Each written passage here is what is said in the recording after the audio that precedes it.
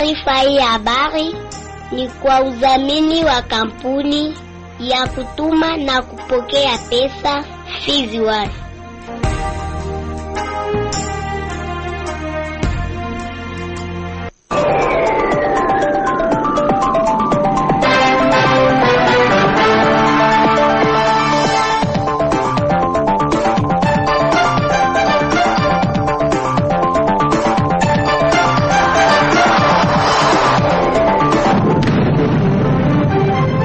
Naam, hujambo mpenzi msikilizaji wa redio ya kijamii Kivu, ninakukaribisha kufuatilia uchambuzi wa habari leo hii. Uchambuzi ambao unagubikwa na kurasa mbalimbali ikiwemo kurasa wa habari muhimu, habari za mahali, ukurasa wa habari za michezo na burudani, ripoti za ripota wetu kutoka sehemu mbalimbali na habari za kitaifa. Msomaji wako wa leo ni Zake Mulucha Ashibe, upande wa pili Merci Mbele Chipama na shikilia vyema dotele mitambo. Kama mkao wa kula tuambatane mwanzo hadi tamati.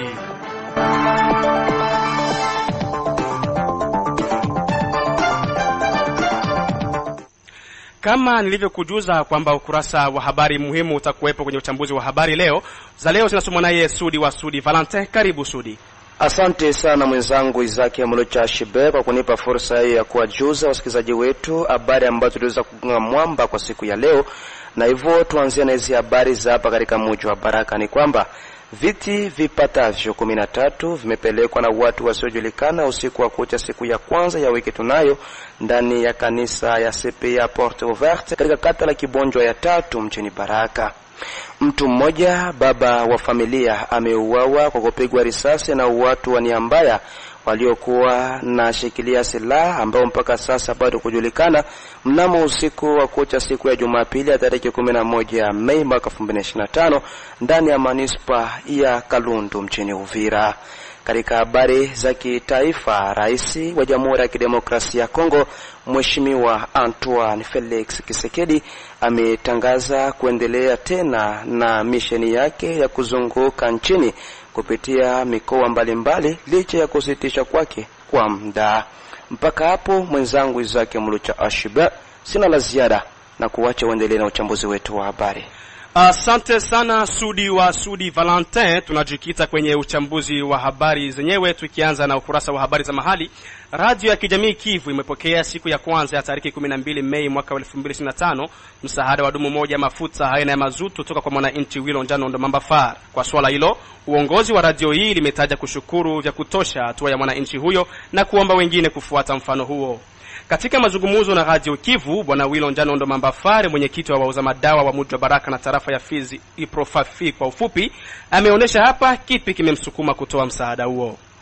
Ndio nimeleta 20 litre ya mazutu kwa kusaidia radio communautaire Kivu kufuatana na kazi yenye iko nafanya kwa ajili ya communauté yetu ya Fizi, en particulier na en general Kongo yote. Kitu ni motive ça fait longtemps vraiment niko naona hii radio wakati ilifika hapa vraiment itusaidia zaidi sana. Mu secteur yetu ya mafarmasi tunaibiwa sana, après kuibiwa lakini radio Kivu inatusaidia sana. Mtu akiibiwa, mambo yetu akiibiwa, ile habari inaenda haraka kupitia Radio Kivu, inabenza kwa yere inaenda mpaka haraka na wanazaza fasi fulani kulibiwa, na wale mtu kama wale victime saa moja kama akibakisha jua vile sama kuba moja biko nakamatiwa kupitia radio communautaire Kivu. Ujumbe na si wenzetu wale wenye kuwa na mali na wapoliticiens vraiment, hii radio communautaire Kivu ni radio yenye najibeba hayo peke.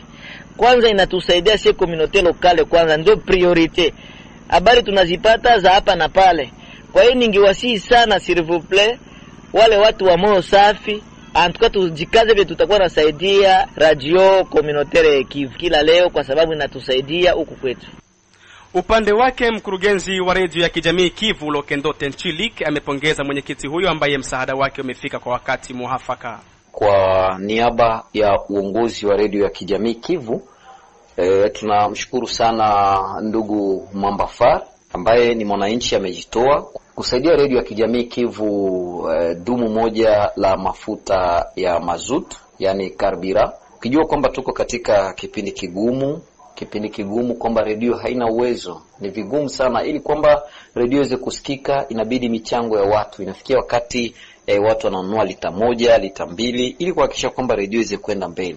Lakini ameweza kujitoa na kusema kwamba haiwezekani redio ikuwe hivyo, mimi natoa mchango wangu huu. Kwa hiyo tunamshukuru sana.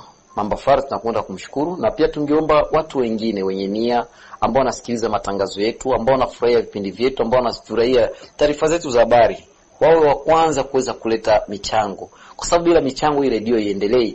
Jua kwamba sasa hivi nchi yetu iko katika hali mbaya ambapo kupata pesa ni vigumu, wafadhili wa redio hawapatikani, wengi wamefunga kutokana kwamba pesa hazipo, au wafadhili wamefunga, benki zimefunga, lakini redio inafanya kazi kwa ugumu, inafanya kazi kwa kujikongoja, na wakati mtu unapotoa mchango wako inakuwa vizuri sana, inasaidia jamii, inasaidia umma, na hivyo sauti inakwenda mbali na labda watu wanafurahia yale matangazo. Kwa hiyo tunaomba mchango yenu.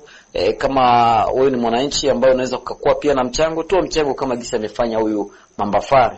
Niseme kwamba tunawashukuru wasikilizaji wetu, na endeleeni kusikiliza matangazo yetu.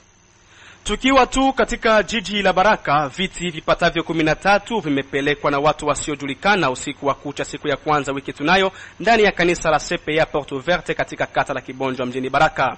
Kulingana naye Daniele Mungweto, mmoja kati ya waumini wa kanisa hilo, wamesema ni siku ya kwanza hii ndipo wamekuta mlango wa kanisa umevunjwa na viti vyote havimo, na kwa jambo hilo ameomba vyombo vya usalama kufanya kazi kwa umakini zaidi. Leo kumetokea wizi kwenye kanisa letu la CPA Porte Verte. Tumetembelewa na mwizi kwa usiku wa kuamkia leo siku ya Inga, na alifaulu kubomoa mlango wa kanisa na akawa ameiba viti 13 vya plastiki ndani ya kanisa. Hakuna kitu kingine ambacho kimechukuliwa, ni hivyo viti tu ndio vimechukuliwa. Ujumbe ambao tunaweza kutoa ni kwa serikali yetu kwanza kuzidisha ulinzi.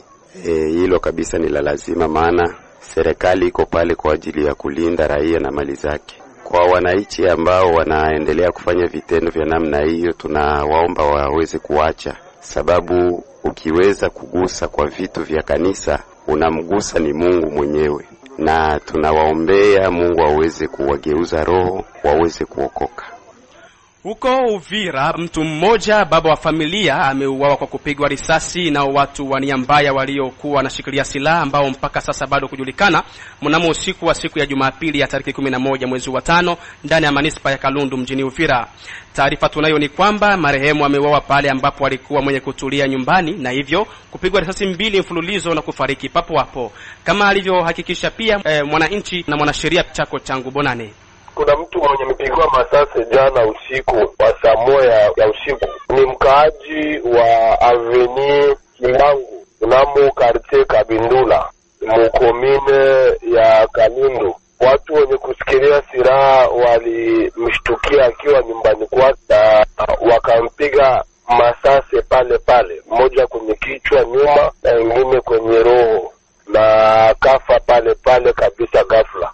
Ni leo ndo ameisha ziko. Kazi yake alikuwa na kazi ya minizeri, yeye alikuwa minizie kabisa. Mpaka sasa hakuna anayejua chanzo cha kifo yake, hata mtu mmoja hakuna anafahamu. Mtangazaji, hakuna patria hata moja yenye inafanyika wakati ambapo wapolisie wanakuwa tu pale kwenye district Ebe, wanaikala wanaogopa wazalendo. Wazalendo nao wako wanapasi mbalimbali, lakini wengi wao katika mapambano ndani ya teritwari ya Uvira. Patria hakuna, hata kama wazalendo wamoja wako vigilance. FRDC nayo inabakia tu kwenye bureau ya secteur.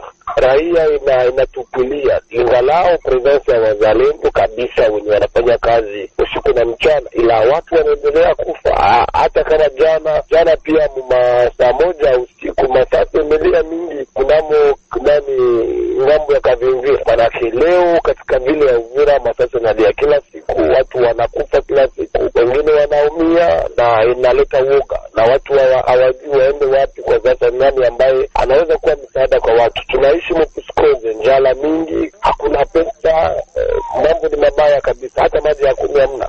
Huyu ameongeza kuwa hali ya usalama mdogo imerudisha nyuma zaidi mji wa Uvira katika mambo mbalimbali.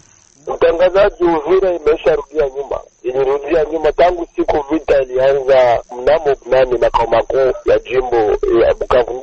Uvira imerudi nyuma. Kwa sasa Uvira hakuna maaktivite makubwa sufu haya madogo tu ya kuanzisha msombe. Kwa sasa mtu hawezi enda territory ya Uvira. Mko hapo polisi ya kamba 17 ya wazalendo, na kila kamba inabidi kulipa 2,000 2,000, 1,000 wala 500. Hali ni ngumu, hali ni mbaya. Watu wote hawawezi toka hapa wakaenda ndani ya teritwari ya Uvira. Watu hawawezi toka hapa wakaenda ngamo teritwari ya Fizi. Ni vile yangu kwa Bujumbura kama tunaishi vibaya na ndara zaidi. Lakini tushukuru Mungu watu Warundi wamefungua mipaka na wametusaidia, lakini kweli hali ya usalama katika vile ya Uvira haiko nzuri. Ingine tunakuta ni kwamba watu wanashakiana wao kwa wao. Hivi hatujui tunaongea na nani, kama vile mtu mwenyewe anaweza kuwa mkamilifu. Hatujui. Tunaishi katika hali ya uoga, tusikosi kamambi. Mungu tu atakayetusaidia kutoka katika hii hali. Tudokimante kila na yenyewe ameua mtu ambani, sijui kama kidnapping, report ziko tulimonitore kila na tumeifanyia kazi mimi na mwalimu wetu mkuu ambaye anaitwa hivi Ramadhani ambaye ni wa RLPS. Tumefanya kazi kubwa zaidi, kazi kubwa sana. Kwenye ukurasa wa habari za michezo ninamkaribisha Omari Makelele Ozile. Karibu Omari. Naam, barabara kabisa mpenzi msikilizaji wa Radio Kijamii Kivu Baraka. Leo katika habari za michezo kama kawaida navalia namba 41 ya mgongoni yake mchezaji wa klabu ya Arsenal Declan Rice. Tuanze na habari za hapa katika mji wa Baraka ni kwamba finali ya makata inatarajiwa kupigwa jioni ya siku ya pili ya wiki tunayo ya tarehe 13 Mei 2025 katika uwanja wa Lumumba, ambako majira ya saa 9 kamili za jioni kata la Matata watakata mzizi wa fiti na zidi ya kata la Malala. Tukumbushe kuwa mshindi wa kwanza katika tournamenti hiyo ataweza kuchukua pesa 1,100 pesa za Kongo. Na kungineko ni kwamba michuano ya ligi kuu katika nchi ya Jamhuri ya Kidemokrasia ya Kongo maarufu linafuti katika hatua yake ya playoff iliweza kutimua vumbi jioni ya siku ya Jumapili ya tariki 11 Mei 2025, ambako vijana wa CS Don Bosco waliweza kuwatambia vijana wa DSMP mabao 2-1, huku vijana wa Sanga Balende wakaweza kutoka sare ya kungana bao 1-1 na vijana wa AS Simba, huku vijana wa Manyema Inyo ya Kindu wakaweza kuwatambia timu ya Rangers mabao 2 bila majibu, na klabu ya Tepe Mazembe katika uwanja wa nyumbani wakaweza kusalimu amri ya kutandikwa mabao 2-1 zidi ya vijana wa FC Tanganyika kutoka Kalemi, na vijana wa Venklebe wakaweza kuwatandika bao 1-0 vijana wa Angever. Tubaki tu katika bara hili la Afrika ni kwamba mtangazaji nguli wa zamani wa BBC Swahili, tena mtangazaji wa michezo Charles Hilary ameweza kufariki dunia asubuhi ya siku ya Jumapili ya tarehe 11 Mei 2025. Charles Hilary alikuwa mkurugenzi wa idara ya mawasiliano ya ikulu ya Zanzibar na msemaji mkuu wa serikali ya mapinduzi Zanzibar. Hii hapa ni mechi mojawapo ambayo aliwahi kuitangaza kati ya Manchester City dhidi ya Sunderland miaka iliyopita kunako mashindano ya ligi kuu hapo nchini Uingereza Premier League, wakati bado yuko hai. Tusikilize. Piga chenga kwanza Johnson na kuna hatari kwa Jeko. Cheza vizuri kabisa hapa goalkeeper Simon Mignoleko kopra. Unakolewa James McLean. Ji Dong-hoon. Si señor. Ji Dong-hoon.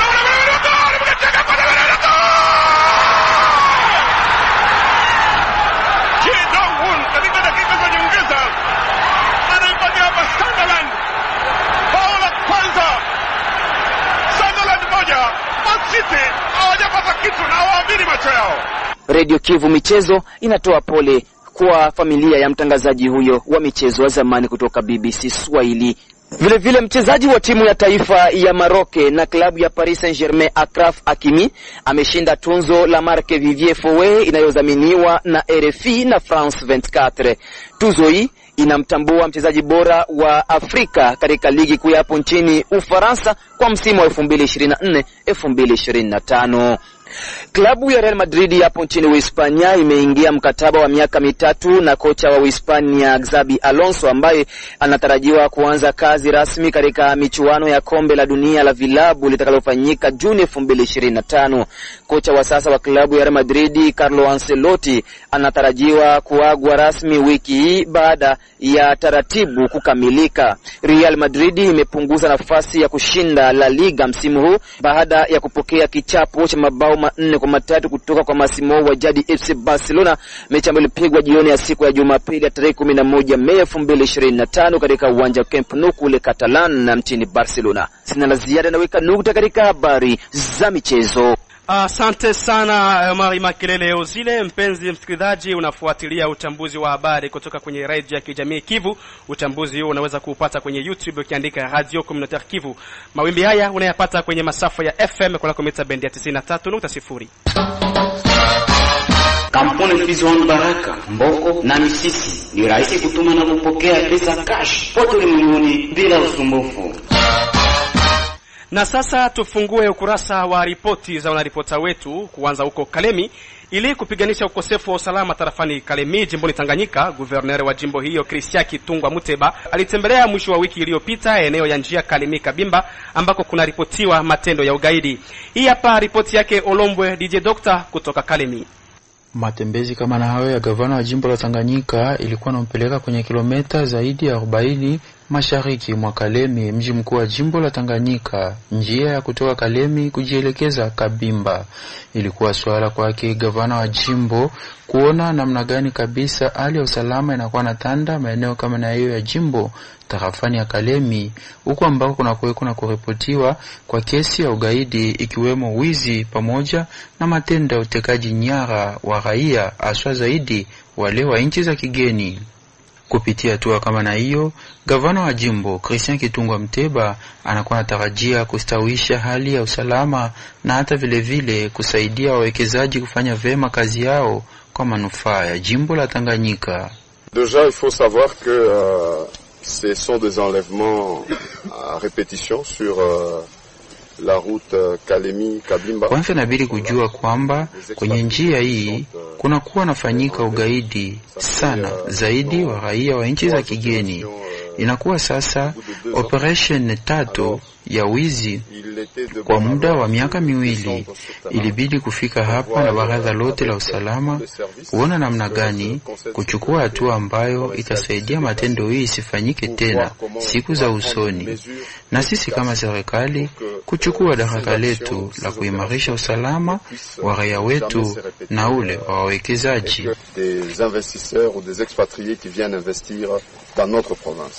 Kwa kumbukumbu, jueni kwamba njia kutoka Kalemi kujielekeza Kabimba kuna kuweko na ripotiwa na kesi ya ukosefu wa usalama. Kesi ya ukosefu wa usalama ya hivi karibuni ni ile ambayo ilikuwa inasababisha mchina mmoja kutekwa nyara pamoja na binti mmoja wa Kongo. Kuachiliwa kwa uhuru na magaidi hao wasiokuwa najulikana kulikuwa nafanyika ni kupitia kulipwa kwa kiasi ya dola ya Kimarekani 57,000 na milioni 3 franka ya Kongo nalo kampuni la Kichina Great Lakes Cement GLC. Kunapita wiki moja. Nikiripoti kutoka Kalemi kwa niaba ya Radio Kivu, Olombwe DJ Doctor. Tujielekeze huko Kindu. Bunge la jimbo ya Maniema limekuwa na kiongozi mpya ambaye ni Honorable Kibungi Mutanga Junior, akimkomboa Honorable Makonga Eki Formen ambaye alipingwa na baraza la bunge ya jimbo hiyo. Ufafanuzi wa ripoti hii naye Musunga Shabari Godefroid kutoka Kindu, mji mkuu wa jimbo la Maniema. Baraza la bunge la Maniema kisha kuweza kupekua hiyo kibarua ya kumpinga presidenti wao Makonga Eki Claude Toboka Foreman. Siku ya leo waliendesha uchaguzi, kwani waliweza kumkataa katakata, na mwenye anapita katika uchaguzi ni Kibungi Mutanga Junior, sawa vile kiongozi wa baraza la bunge la Maniema, na pia uchaguzi ya mwenye kuhusika na mambo ya hazina, mwenye anapita ni Asani Noel Ose. Papi Omeonga Chopa anayekuwa mnenaji wa baraza la bunge la Maniema anazungumza. Tunatoka kuchagua presidenti wa bunge yetu ya Maniema. Huko muda mfupi ulikuwa ba colleague yetu baliandika petition ya kumdesavouer honorable Makonga, presidenti wetu wa bunge. Waziri Taifan mwenye kuhusika na mambo ya ndani akatualika kule Kinshasa. Tukafika akatushikiliza ni nini makelele kule ku Maniema. Tukamuonesha mambo yote waziwazi, na kisha kumuonesha akatupatia rendezvous ile consultation ya Twitter. Wakati tupokea mara ya mwisho akasema ke anashikia mambo yote yenye bana mshutumu honorable Makonga, na kamuelezea mzee aache madaraka. Alimwambia wazi hakukuwa ya uficho wala hakutumaka mtu, yeye mwenyewe. Tunaenda mbele parce que ni démarche démocratique, hatuwezi kuarrêter katikati, tunapasha kufikisha mpaka mwisho, na njoo tunaendelea nayo. Tunafika leo mwisho na tunapata president wetu ule mwenye si wote hapa. Tulikutanika 20 députés kusal, na sisi wote 12 tunamchagua bwana Kibungi Mutanga Junior ndio anakuwa msimamizi wa bunge yetu ya Maniema. Tangu leo ni yeye ataanza kusema jina ya sauti ya badepite bote ya Manyema. Yake hakuna hata kitu. Na yeye vile wakati tulianza kazi yeye alikuwa kester. Vile alikuwa kester, ile poste ya kester ikabakia wazi na kandida wengine kolege wetu akapostile honorable Asani Noel Os akapostile kama kandida kester, na yeye tukamchagua sisi wote 12 tukampatia sauti. Yake bote bawili president kuna sauti 12 na kester kuna sauti vile 12 juu ya 12. Ni watu wetu tunawapatia confiance na tunaangalia ke tunapasha kwenda nao mpaka mwisho. Ninamitia kutokea Kindu, mji mkuu wa jimbo la Maniema, Godefroid Musunga Shabani kwa niaba ya Radio Kivu Baraka. Huko Burundi, baadhi ya waandishi wa habari nchini Burundi waeleza kupitia wakati mgumu ili kupata habari licha ya wito uliotolewa na rais wa nchi hiyo wakati wa makutano na viongozi wa vyombo vya habari mwaka wa 2021. Rais wa Burundi Evariste Ndayishimiye alisema kuwa vyombo vya habari ni muhimu katika maisha ya wananchi na maendeleo ya nchi kwa ujumla. Bukuru Elias Daniel, mwanaripota wa Radio ya Kijamii Kivu kutoka Burundi, ametuma ripoti ifuatayo.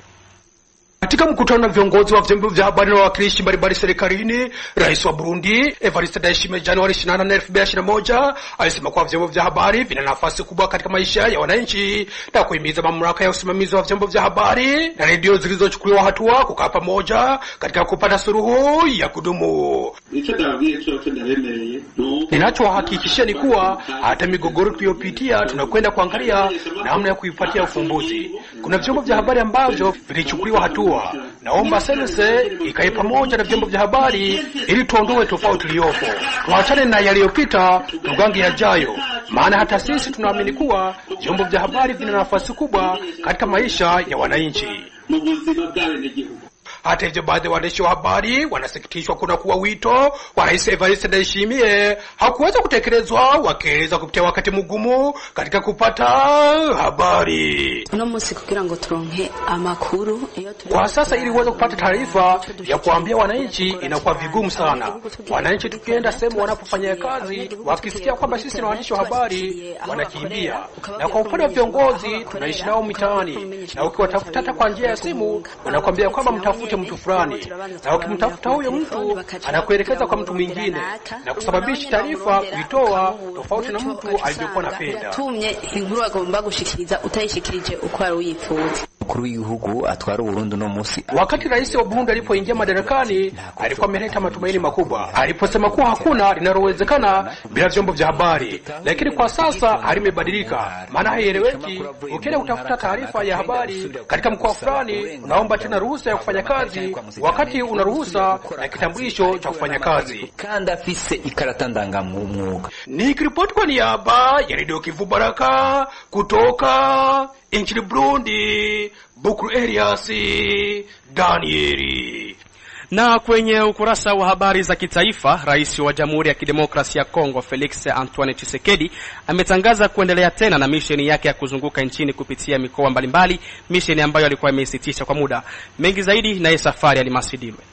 Rais wa Jamhuri ya Demokrasia ya Kongo Felix Antoine Tshisekedi alitangaza wakati wa mawasiliano katika mkutano wa baraza la mawaziri Ijumaa kuanza tena kwa misheni yake ya kuzunguka nchini kote, haswa katika majimbo ya Lualaba, Kongo Central na katika sehemu za Grand Bandundu na Grand Equateur. Alikubali kwamba mfululizo wa zamani wa ziara zake kupitia majimbo machache uliotengwa na hotuba kwenye maeneo ya umma ulimruhusu kurambua hali halisi ya Kongo ya kina, lakini pia kwa karibu na Wakongomani. Wameunda fursa nzuri ya idadi ya watu wetu kusikiliza malalamiko yao na kuchukua hatua za haraka na muhimu kuhusiana na usalama wa watu na mali zao, umakini wa mipaka fulani na ajira za vikosi vya jeshi na polisi wa kiraifa waliopewa usalama wao, inasema ripoti ya baraza la mawaziri. Kupitia ziara zake za ndani ya nchi, Rais Felix Antoine Tshisekedi Chilombo anasema kwamba amebaini kuwa kiwango cha utekelezaji wa mpango wa maendeleo ya tarafa 145 chini ya matarajio katika maeneo fulani, akibainisha hitaji la haraka la kujenga na kurekebisha miundombinu ya kimsingi ya kiuchumi na ya kijamii kama mabarabara, shule, viwanja, mitambo ya umeme, viwanda na hospitali. Wakati wa ziara yake haswa katika mkoa wa Otuele, Grand Kasai na katika sehemu ya Grand Katanga, Rais Felix Antoine Tshisekedi alikuwa amezungumza kuhusu mabadiliko katika katiba 2006 ambako alikuwa ameelezea kuwa katiba hiyo iliundwa magharibi na watu wa nje. Alikuwa pia ametangaza kuanzishwa mnamo Januari ya mwaka huu kamati ya kiraifa itakayotathmini uwezekano wa marekebisho au mabadiliko katika sheria ya msingi. Mwenzangu Isaac Muluchashibe, bila shaka ni hapo ndipo naweka nukta kwenye habari za kiraifa kwa siku ya leo. Ninakushukuru mpenzi msikilizaji kwa kuambatana nami. Ni hadi hapo ndipo naweka nukta kunako uchambuzi wa habari leo hii. Habari zingine tukutane asubuhi mida ya saa 12. Mimi ni Izake Mulucha Ashibe, upande wa pili Merci Mbelechi amewezesha sauti yangu kusikika vema. Hadi wakati mwingine nasema amani iwe nanyi.